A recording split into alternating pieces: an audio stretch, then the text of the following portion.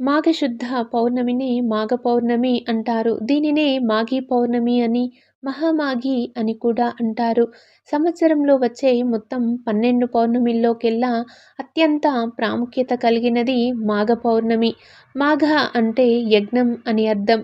యజ్ఞయాగాలు, పవిత్రమైన దైవ కార్యాలు చేయటానికి అత్యుత్తమమైన మాసంగా మాఘమాసంని చెప్తారు. ఈ మాఘమాసం అంతా ప్రత్యేకమైనదే. అయినప్పటికీ మాఘ పౌర్ణమి మరింత ప్రత్యేకమైనది. ఈ రోజున చేసే సముద్ర, నదీ స్నానాలు, ఈరోజు చేసే పూజలు, జపాలు అపారమైన ఫలాలని ఇస్తాయి.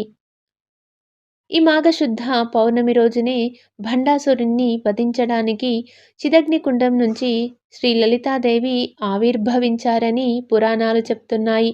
శ్రీచక్ర అధిష్టాన దేవత, పంచదశాక్షరి మంత్రాది దేవత అయిన శ్రీ లలితాదేవి ఆవిర్భవించిన రోజు ఈరోజు. కావున ఈ రోజును లలితా జయంతిగా కూడా జరుపుకుంటారు. ఈ రోజున లలితా సహస్రం పారాయణం చేయటము శుభ ఫలితాలని ఇస్తుంది.